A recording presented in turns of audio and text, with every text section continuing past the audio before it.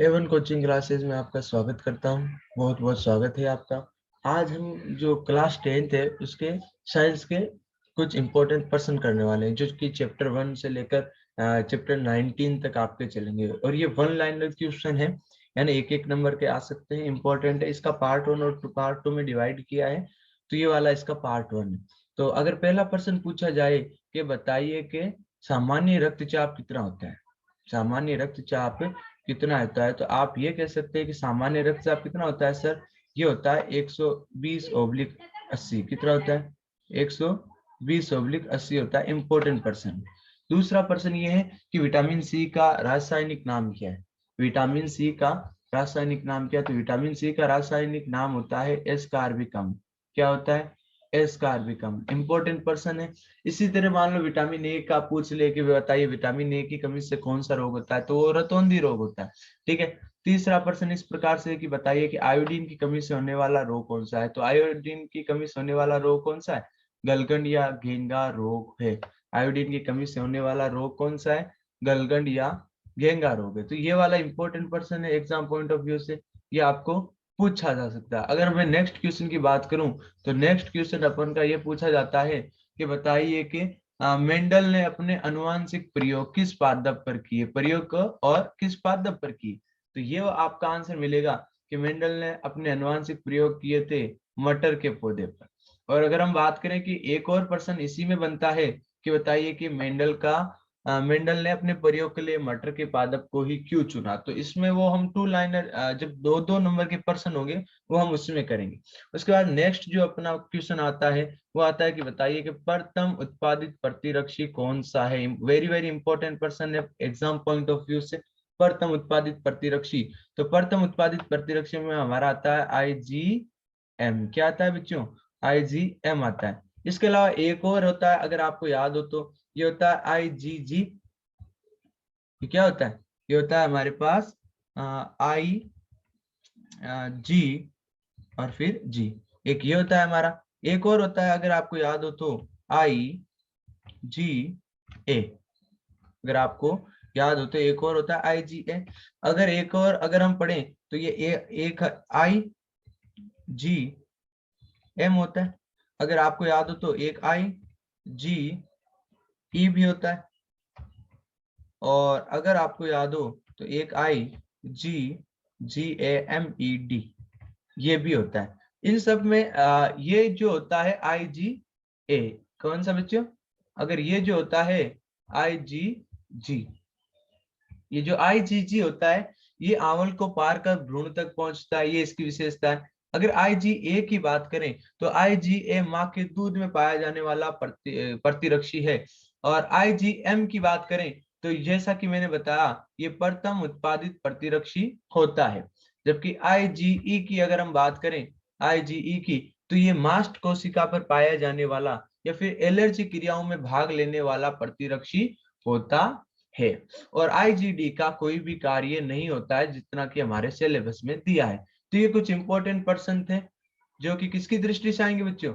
ये आएंगे हमारे एग्जाम पॉइंट ऑफ व्यू से, ये पर्सन पूछे जाते हैं। अगर हम नेक्स्ट की बात करें तो नेक्स्ट जो हमारा क्वेश्चन आता है ये आता है कि बताइए कि सर्वदाता रक्त समूह कौन सा है।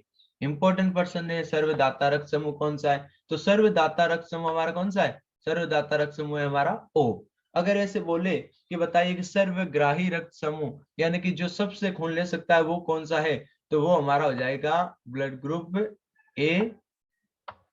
और साथ में कौन आएगा इसके? AB आ जाएगा प्यारे बच्चों। कौन आ जाएगा? AB आ जाएगा। तो ये इंपॉर्टेंट पर्सन है। उसके बाद नेक्स्ट क्वेश्चन की बात करें तो रक्त समूह की खोज किसने की?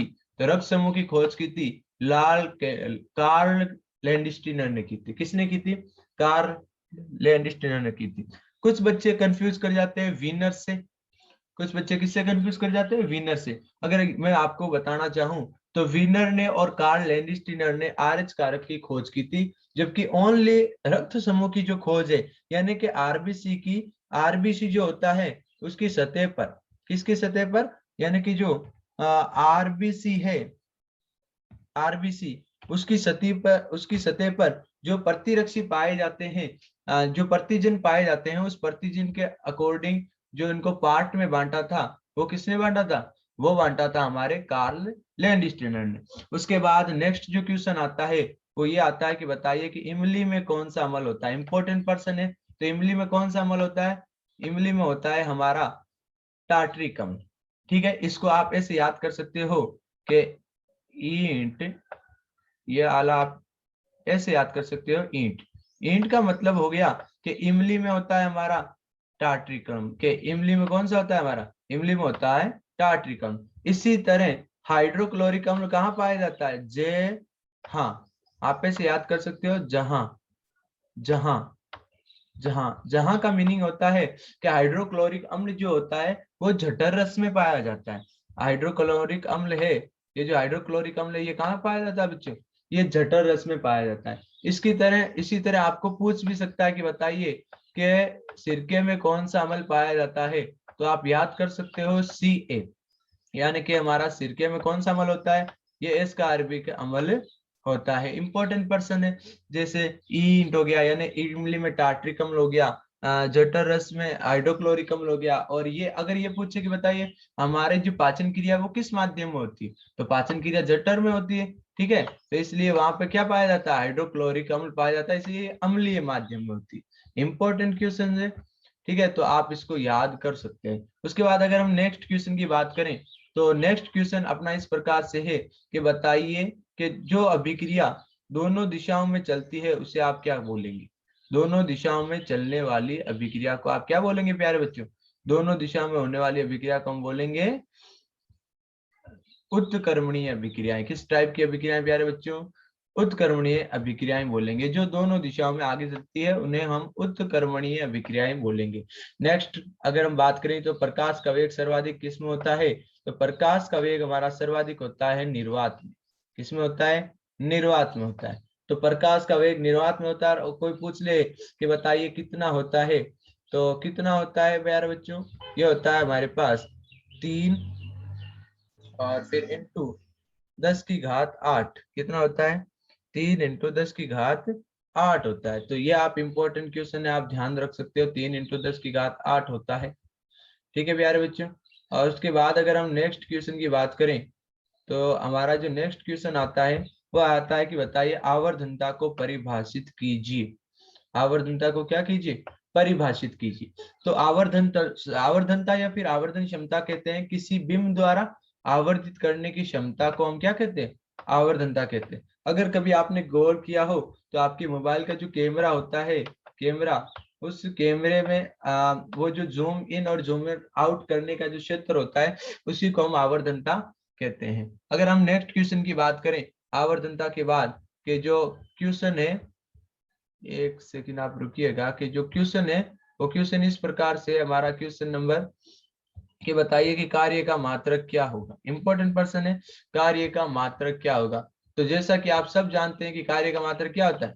क्या होता है कार्य का मात्रक? कार्य का मात्रक होता है जूल। क्या होता है? जूल होता है। और इसी तरह मान लीजिए ऊर्जा का मात्रक भी क्या होता है? ऊर्जा का मात्रक क्या होता है? ऊर्जा का मात्रक क्या होता है? किसी को एनीवन गेस कर सकते हैं क्या? क्योंकि कार्य और ऊर्जा, these are related to each other, ये दोनों एक दूसरे से संबंधित हैं। इसलिए हम कह सकते हैं कि कार्य और ऊर्जा का मात्रक सेम ही होता है, और वो क्या होता है? होता है हमारा जूल। क्या होता है प्यारे बच्चों? जूल होता है, जू और ये ले। वैसे 11th जो चैप्टर है हमारा, उसमें से बड़ा पर्सन आएगा तो वो बड़े वाले क्वेश्चन में हम इंक्लूड कर देंगे। उसके बाद नेक्स्ट जो आता है वो आता है कि कार्य करने की दर क्या कहलाती है? तो कार्य करने की जो दर होती है वो हमारी कहलाती है शक्ति। क्या कहलाती है? शक्ति। शक्ति को परिभाषित कीजिए, यानी कार्य करने की दर जो होती है वो शक्ति कहलाती है। और अगर आपको याद हो तो विद्युत शक्ति का मात्रक क्या होता है? विद्युत शक्ति का मात्रक होता है वॉट। ठीक है, क्यों होता है वॉट? क्योंकि इसकी खोज जेम्स वॉट ने की थी, मतलब इन्होंने जो जनरेटर बनाया था उसके ऊपर। ठीक है, भाप इंजन का आविष्कार किया था। उसके बाद जो नेक्स्ट क्वेश्चन आता है वो आता है कि सरिस्क का अभ्यारण्य किस जिले में है? तो हमारा जो सरिस्क का अभ्यारण्य है वो अलवर जिले में है प्यारे बच्चों। किसमें है? अलवर जिले में है। उसके बाद अगर हम नेक्स्ट क्वेश्चन की बात करें कि बताइए अलवर जिले के बाद में जो उड़न गिलहरी है वो किस अभ्यारण्य में पाई जाती है? तो जो उड़न गिलहरी है वो पाई जाती है हमारे सीता माता अभ्यारण्य में। किसमें? सीता माता अभ्यारण्य में। किसमें पाई जाती है? सीता माता अभ्यारण्य। और ये सीता माता अभ्यारण्य कहाँ है? ये है प्रतापगढ़ में। कहाँ पर है प्यारे बच्चों? प्रतापगढ़ में। उसके बाद अगर हम नेक्स्ट क्वेश्चन की बात करें कि बताइए कि सीता माता अभ्यारण्य के बाद में अंतरराष्ट्रीय जैव विविधता दिवस कब मनाया जाता है? इंपॉर्टेंट क्वेश्चन है। अंतरराष्ट्रीय जैव विविधता कब मनाते हैं, या फिर अंगदान दिवस कब मनाते हैं, विज्ञान दिवस कब मनाते हैं, ये सारे क्वेश्चंस इंपॉर्टेंट क्वेश्चंस में आते हैं। तो बताइए कि अंतरराष्ट्रीय जैव विविधता दिवस कब मनाया जाता है? तो हमारा अंतरराष्ट्रीय जैव विविधता दिवस हो जाएगा प्यारे बच्चों 22 मई को। कब मनाएंगे हम? 22 मई को।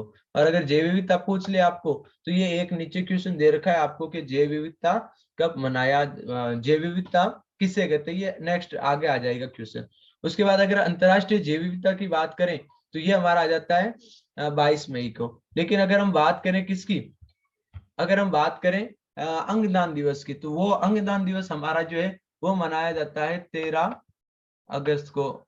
कब मनाया जाता है? 13 अगस्त को हमारा मनाया जाता है अंगदान दिवस। और विज्ञान दिवस की अगर हम बात करें तो विज्ञान दिवस हमारा मनाया जाता है 28 फरवरी को। कब मनाया जाता है प्यारे बच्चों? 28 फरवरी को। अगर आपने अपने साइंस की बुक को ध्यान से पढ़ा है तो ये सीवी रमन की याद में मनाया जाता है। ठीक है, तो आप इस चीज को ध्यान रखें। ये वाला भी इंपॉर्टेंट पर्सन है। वो जो सीवी रमन वाला पोर्शन है वो आता है हमारे 2 नंबर या 4 नंबर वाले चैप्टर, तो उसमें हम करेंगे। उसके बाद भारत का राष्ट्रीय जलीय जीव कौन सा है? तो भारत का राष्ट्रीय जो जलीय जीव है ये है गंगा नदी की डॉल्फिन। कौन सी प्यारे बच्चों? गंगा नदी की डॉल्फिन, जिसको हम गांगे डॉल्फिन भी कहते हैं। शायद अकॉर्डिंग टू मी कंफर्म नहीं है, लेकिन शायद 2009 में इसको बनाया गया था। ठीक है। उसके बाद नेक्स्ट क्वेश्चन ये है कि जीव जंतुओं में पाई जाने वाली जो विभिन्नताएं हैं, या फिर जो विषमता है, या फिर जो पारिस्थितिक जटिलता है, उसको क्या कहते हैं? तो उसे हम जैव विविधता कहते हैं। उसे हम क्या कहते हैं प्यारे बच्चों? जैव विविधता कहते हैं। अभी हम इंपॉर्टेंट क्वेश्चन सीरीज चल रहे हैं, तो फिर मैं आपको इतना ही बता पाऊंगा। जब मैं ये चैप्टर कंप्लीट करवाऊंगा तो आपको बहुत सारी चीजें सीखने को मिलेगी इस जैव विविधता वाले पोर्शन में। ठीक है, तो ये एक बार वो आई थी अमेरिका की रिपोर्ट 1987 में, तब जाके ये जैव विविधता की परिभाषा ही निकली थी। इस पर हम डिस्कशन करेंगे। ठीक है, तो ये इंपॉर्टेंट पर्सन। उसके बाद आता है लेंस की क्षमता किसे कहते हैं? लेंस क्षमता किसे कहते हैं? तो लेंस क्षमता की अगर हम बात करें तो लेंस द्वारा प्रकाश की किरणों को किसके द्वारा प्यारे बच्चों? लेंस की क्षमता अगर हमें पढ़नी है लेंस की, तो लेंस द्वारा, किसके द्वारा? लेंस द्वारा किसको? प्रकाश की किरणों को। किसको प्यारे बच्चों? प्रकाश की किरणों को क्या करना है? या तो अभिसारित करना है या फिर अपसारित करना है। या तो एक जगह इकट्ठा करना है या फिर उनको फैलाना है। अगर लेंस की बात करें तो लेंस ऐसा ही होता है आपका। ठीक है, ये ऐसा ही होता है लेंस। तो अगर हम बात करें, या तो प्रकाश की किरणें ऐसे आने के बाद में, प्रकाशिक बिंदु के बाद में एक जगह इकट्ठी हो जाएगी, ऐसे एक बिंदु पर इकट्ठी हो जाएगी, या फिर मैं बात करूं कि लेंस से जाने के बाद में मैं वो बना लेता हूं उत्तल अवतल लेंस। ठीक है, तो या फिर वो कुछ इस प्रकार से आएगा हमारा, तो उससे ये आएगी सूर्य के प्रकाश की किरणें, तो ये प्रकाश के केंद्र के बाद में से फैल जाएंगी। सही नहीं बन रहा, लेकिन आप समझ गए। ठीक है, ये ऐसे फैल जाएंगी, यानी एक बिंदु पर मिलेगी नहीं, पीछे भिड़ाने पर मिलती है। तो ये लेंस वाले पार्ट में हम करेंगे, उसमें पूरा डायग्राम बनाया हुआ है मेरा।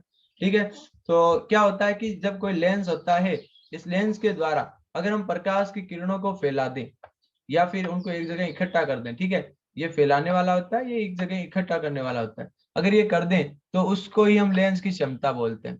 तो इनडायरेक्टली अगर हम बोलें तो कोई लेंस अगर प्रकाश की किरणों को कौन कर रहा है, अभिसारित या अपसारित, ये लेंस कर रहा है। किसको कर रहा है? ये प्रकाश की किरणों को कर रहा है। तो कोई अपसारित करे या अभिसारित करे, इनको हम क्या बोलते हैं? इनकी जो क्षमता होती है यही होती है लेंस की क्षमता। और ये एक और होता है कि लेंस की क्षमता जो होती है ना P, ये बराबर होती है हमारे 1 और फिर बट्टा F के। यानी कि जो लेंस की क्षमता होती है ये इसकी फोकस दूरी की क्या होती है? व्युत्क्रम होती है। क्या होती है प्यारे बच्चों? व्युत्क्रम होती है। इंपॉर्टेंट पर्सन है ये। कुछ छोटे छोटे एग्जाम्पल आपको और भी आगे मिलेंगे। तो चलिए हम नेक्स्ट क्वेश्चन की तरफ चलते हैं कि हमारा नेक्स्ट क्वेश्चन क्या है, ये हो गया फोकस थ्योरी विक्रम होती है। उसके बाद हमारा जो नेक्स्ट क्वेश्चन है वो आता है कि बताइए मदिरा का मुख्य घटक कौन सा है। मदिरा की अगर हम बात करें तो मदिरा होती है, शराब होती है। मदिरा क्या होती है प्यारे बच्चों, शराब होती है। तो इसका मुख्य घटक जो होता है वो होता है एथिल एल्कोहल, यानी कि C2H5OH एथिल एल्कोहल होती है। इससे मदिरा से होने वाले दो दो नुकसान भी पूछे जा सकते हैं। उसके बाद अगर हम बात करें कि मोटापे से होने वाले रोगों के नाम बताइए, तो मोटापे से जो पहला होता है वो होता है हृदय रोग, दूसरा होता है वो होता है मधुमेह, तीसरा जो होता है वो होता है निद्राकालीन श्वास समस्या। अगर निद्राकालीन श्वास समस्या की बात करें तो ये होता है आपके नींद में खर्राटे लेना। उसके बाद नेक्स्ट क्वेश्चन की बात करें तो होता है अस्थि संध्यार्थी, क्योंकि हमारे शरीर में अनावश्यक रूप से चर्बी बढ़ गई है, तो इस चर्बी के कारण हमारे जो घुटने होते हैं या फिर हमारे जो जॉइंट्स होते हैं वो कमजोर हो जाते हैं। उसके बाद आते हैं कई प्रकार के कैंसर। तो मोटापे से होने वाले रोग, ये वाला भी इंपॉर्टेंट पर्सन है। उसके बाद अगर हम नेक्स्ट क्वेश्चन की बात करें तो ये हमारा होता है कि बताइए रेडॉक्स अभिक्रिया का एक उदाहरण दीजिए। इंपॉर्टेंट पर्सन है, रेडॉक्स अभिक्रिया का एक उदाहरण दीजिए। तो इसमें आपका आएगा Zn यानी जिंक प्लस USO4, ये अभिक्रिया हो गई। तो उसके बाद ZnSO4 प्लस U, ये किसका एग्जाम्पल हो गया, ये हो गया हमारा रेडॉक्स अभिक्रिया का। अब मान लीजिए कि कई बार क्या होता है कि ये देखकर आपको ऑप्शन में पूछ लिया जाता है कि बताइए कि ये जो रिएक्शन है ना, ये जो रिएक्शन है ये किस टाइप की रिएक्शन है, ये किस टाइप की रिएक्शन है।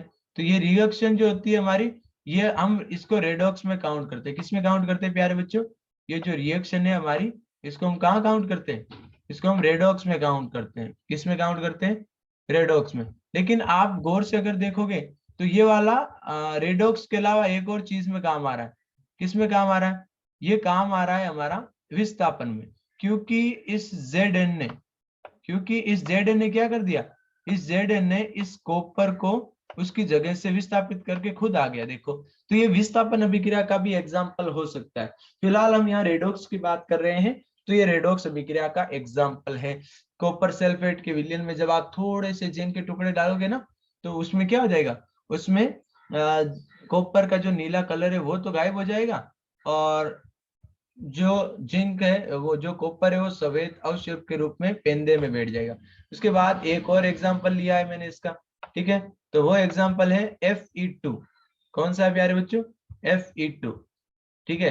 तो ये हो जाता है हमारा Fe2, ये फेरिक ऑक्साइड है, ये कार्बन मोनोऑक्साइड है, और यहाँ पे फेरिक और ये कार्बन डाइऑक्साइड का निर्माण हो जाता है। तो ये वाला भी इंपॉर्टेंट एग्जांपल है, पर्सन है। उसके बाद नेक्स्ट क्वेश्चन की बात करें तो भारत में अंगदान दिवस कब मनाया जाता है। इंपॉर्टेंट पर्सन है, वेरी वेरी इंपॉर्टेंट पर्सन है कि बताइए भारत में अंगदान दिवस कब मनाया जाता है। जैसे मैं आपको ऊपर ही बता चुका हूँ कि भारत में अंगदान दिवस कब मनाते हैं, हम मनाते हैं 23 अगस्त, सॉरी 13 अगस्त को मनाते हैं, 13 अगस्त को मनाते हैं हम भारत में अंगदान दिवस। और अगर ऊपर बात करें कि भारत में बताइए जैव विविधता दिवस कब मनाया जाता है, तो भारत में जैव विविधता दिवस हमारा मनाया जाता है 22 मई को। कब मनाया जाता है, 22 मई को, ठीक है। तो ये इंपॉर्टेंट पर्सन है, आप छोटे छोटे इंपॉर्टेंट पर्सन है जो आपको 20 नंबर दिलाने में मदद करेंगे।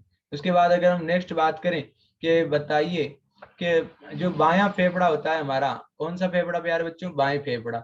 बायां फेफड़ा जो होता है उसमें खंडों की संख्या कितनी होती है, तो मैं बताना चाहूंगा कि बाएं फेफड़े में हमारे जो खंड होते हैं वो होते हैं हमारे 2 खंड। कितने खंड होते हैं, 2 खंड।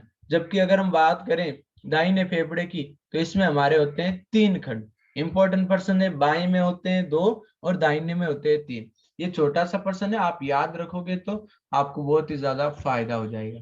अगर नेक्स्ट क्वेश्चन की बात करें तो बताइए धावन सोडा का सूत्र क्या होता है। इंपॉर्टेंट पर्सन है, धावन सोडा का सूत्र क्या होता है, तो धावन सोडा का हमारा सूत्र होता है Na2CO3.10H2O।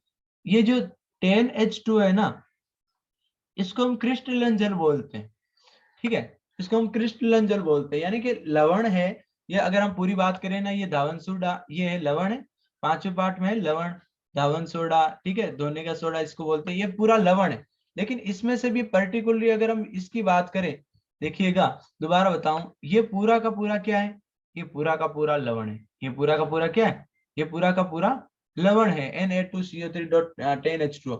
लेकिन इसमें ये क्या है, इस लवण में थोड़ा सा पानी है, लवण के सूत्र को लिखते समय थोड़े से जल की भी आवश्यकता पड़ती है, H2O। तो इससे हम बोलते हैं अपना क्रिस्टलन जल, यानी कि लवण के एक सूत्र को लिखने में जितने जल के अणुओं की जरूरत पड़ती है उसी जल को हम क्या बोलते हैं, क्रिस्टलन जल बोलते हैं।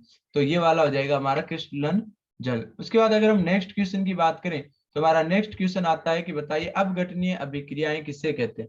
अपघटनीय अभिक्रियाएं किसे कहते हैं, नाम से ही पता चल रहा है कि अपघटनीय अभिक्रिया यानी कि अपघटित होने वाली अभिक्रियाएं, ऐसी अभिक्रियाएं जो टूटने वाली हैं और अकेला ही आदमी टूटता है, ठीक है। तो अपघटनीय अभिक्रिया कहते हैं कि जब एक अभिकारक टूटकर दो या दो से अधिक उत्पाद बनाए, तो जब एक पदार्थ टूटकर क्या बना ले, दो बनाए या फिर दो से ज्यादा बनाए, क्योंकि मिनिमम दो तो बनाएगा ना, वो दो तो बनाएगा, तो दो या दो से अधिक अगर उत्पाद बनाए तो उससे हम बोलते हैं अपघटनीय अभिक्रिया। यहाँ पे हमें क्वेश्चन में दिया नहीं है, वैसे 3 प्रकार की होती है अगर आपको याद हो तो कभी कभी ऐसे भी पूछ लेता है कि रासायनिक अभिक्रिया में अपघटनीय अभिक्रियाओं को परिभाषित करते हुए उनके प्रकार भी लिखिए। तो प्रकार 3 होते हैं, ठीक है, तो आप इसको ध्यान रख सकते हो। नेक्स्ट क्वेश्चन की अगर हम बात करें तो नेक्स्ट क्वेश्चन जो आता है वो आता है हमारा कौन सा, नेक्स्ट क्वेश्चन आता है, अभी हम कौन सा कर रहे थे, नेक्स्ट जो क्वेश्चन आता है 25वें के बाद में ये आएगा हमारा 26वां क्वेश्चन। 26वें क्वेश्चन की अगर हम बात करें तो 26वां क्वेश्चन हमसे पूछा है एक समतल दर्पण की फोकस दूरी बताइए, एक समतल दर्पण की फोकस दूरी को बताइए। तो बताइए समतल दर्पण की फोकस दूरी कितनी होती है। तो समतल दर्पण की जो फोकस दूरी होती है वो होती है प्यारे बच्चों अनंत होती है। कितनी होती है, अनंत पर है, क्योंकि फोकस जो इसकी जो फोकस है, इसका जो फोकस बिंदु है वो अनंत पर स्थित होता है। उसके बाद नेक्स्ट जो क्वेश्चन है, ये गोलीय दर्पण किसे कहते हैं। गोलीय दर्पण, ये वाला गोलीय दर्पण है, ठीक है, इसके ऊपर ये हमने एल्यूमिनियम का या चांदी का लेप कर रखा है, ठीक है, ये वाला इस तरह वाले पार्ट में हमने इसको लेप कर दिया, ठीक है, ताकि परावर्तक पृष्ठ की तरह काम करे। ये वाला भी हमने कर दिया, ये उत्तल है। तो इसमें क्या होता है कि हमारे पास दो होते हैं, एक तो समतल जहां पे सूर्य के प्रकाश की किरण ऐसे आई, टकराने के बाद ऐसी चली गई, ये इसका अभिलंब होता है, ठीक है, ये इसका अभिलंब होता है। यहाँ पे अभिलंब, ये तीनों एक ही तल में स्थित होते हैं, ये अभिलंब होता है इसका, ठीक है। लेकिन ये वाले जो होते हैं ना, ये वाला उत्तल हुआ, ये अवतल हुआ, ये वाला उत्तल हुआ, ये क्या करते हैं ये क्या करते हैं, ये गोलीय होते हैं। ये गोलीय क्यों होते हैं, क्योंकि इसका जो ये मान लो ऐसे गोला था, पहले सर्कल था, ठीक है, एक सेकंड में आपको सर्कल दिखाता हूँ, सर्कल दिखाता हूँ, ये ऐसे सर्कल था, ठीक है, ये ऐसे सर्कल था। अब सर्कल में क्या हुआ कि इसका जो वो लाइन थी ना, इसका जो केंद्र था ना, केंद्र, जैसे मान लीजिए ये सर्कल का केंद्र है, ठीक है, ये सर्कल का केंद्र है, ये सर्कल का केंद्र है। तो इसमें क्या होता है कि हम इसको काट देते हैं थोड़ा सा, जैसे मान लीजिए यहां से लगाकर मैंने इसको काट दिया, ठीक है, कि मैंने इसको काट दिया, ऐसे यहाँ से भी काट दिया और मैंने इसको यहाँ से भी काट दिया। अब मैं इसको रखना चाहूं तो कैसे रखूंगा, मैं इसको ऐसा रखूंगा। तो इसमें होता क्या है कि इसका जो ये परावर्तक पृष्ठ होता है ना, ये जो परावर्तक पृष्ठ होता है जिसके ऊपर हमने लेप कर रखा है, ये गोलीय होता है, ये गोलीय होता है। तो इसलिए हम इसको क्या बोलते हैं, गोलीय दर्पण बोलते हैं। अब ये वाला जो इसका केंद्र है, ये वाला जो इसको केंद्र है, ये इसका वक्रता केंद्र कहलाता है। इसका क्या कहलाता है, वक्रता केंद्र, जिसको हम सी से डिनोट करते हैं। क्यों कहलाते हैं वक्रता केंद्र, क्योंकि ये जिस गोले का कटा हुआ भाग माना जाता है, उस गोले का केंद्र ही क्या कहलाता है, वक्रता केंद्र कहलाता है। यहाँ पे आपके लिए गोला भी बना देता हूँ, ये गोला होता है, ठीक है, ये क्या होता है प्यारे बच्चों, ये गोला होता है, ठीक है। तो इसको छोड़ देते हैं एक बार के लिए। तो गोलीय दर्पण किसे कहते हैं, कि ऐसे दर्पण जिसके परावर्तक पृष्ठ गोलीय होते हैं वो गोलीय दर्पण कहलाते हैं। नेक्स्ट अगर हम क्वेश्चन की बात करें तो ये आता है हमारा कि गोलीय दर्पण के लिए वक्रता, त्रिज्या और फोकस दूरी में संबंध बताइए।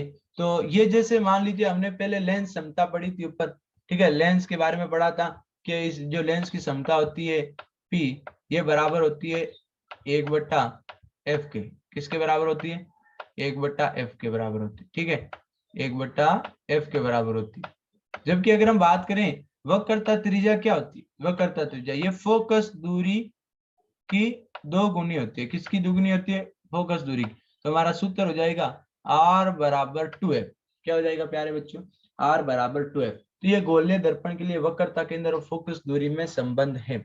नेक्स्ट जो हमारा क्वेश्चन आता है वो आता है कि बताइए जैव संसाधन किसे कहते हैं? जैव संसाधन नाम से पता चल रहा है सजीव हो या फिर जीवित वस्तुएं, कोई सी भी हो सकती है, सजीव भी हो सकता है या फिर जीवित वस्तु हो सकती है। इन सबको हम क्या बोलते हैं?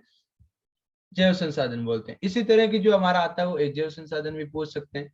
तो ये जैव संसाधन में क्या हो जाएगा? निर्जीव वस्तु आ जाएगी, ठीक है। और जैव संसाधन का जो एग्जाम्पल है वो आपका हो जाएगा कि मान लीजिए जीव जंतु हो गया या फिर पेड़ पौधे हो गए, मनुष्य हो गए। उसके बाद जो नेक्स्ट क्वेश्चन आता है हमारा, ये आता है भारतीय परमाणु विज्ञान के पिता। भारतीय परमाणु विज्ञान के पिता किसे कहते हैं? तो भारतीय परमाणु विज्ञान के पिता कहा जाता है doctor Homi Jahangir Bhabha. Very very important person है, डॉक्टर होमी जहांगीर भाभा को कहा जा सकता है, ठीक है, भारतीय परमाणु विज्ञान के पिता। इसी तरह जो होता है एक और पिता होता है, ठीक है। विज्ञान दिवस किसकी याद में मनाते हैं? तो ये विज्ञान दिवस जो हम मनाते हैं वो याद में मनाते हैं हम सीवी रमन की। किसकी याद में मनाते हैं? सीवी रमन को। तो ये हो जाएगा सीवी रमन। क्यों हो जाएगा? क्योंकि इन्होंने अपने विश्व प्रसिद्ध रमन प्रभाव की खोज की थी, इसलिए। आई होप आपको ये लेक्चर पसंद आया होगा। आज के लिए हम यहीं तक करेंगे, आगे के जो 31 से लेकर जो पोर्शन है वो हम कल करेंगे, ठीक है प्यारे बच्चों। तो कुल मिला के 70 से 75 क्वेश्चन है, ठीक है। तो इम्पोर्टेंट क्वेश्चन है, मैं आपको दिखा देता हूँ। तो ये 70 से 75 क्वेश्चन ही बहुत काम आएंगे, आपको हेल्प करेंगे, ठीक है। तो आज के लिए यहीं पे हम रेप अप करते हैं। सब्सक्राइब कीजिए अगर हमारे ये मेहनत आपको पसंद आती है तो जब तक हम दोबारा आते हैं तब तक पढ़ते रहिए, मुस्कुराते रहिए। Signing off.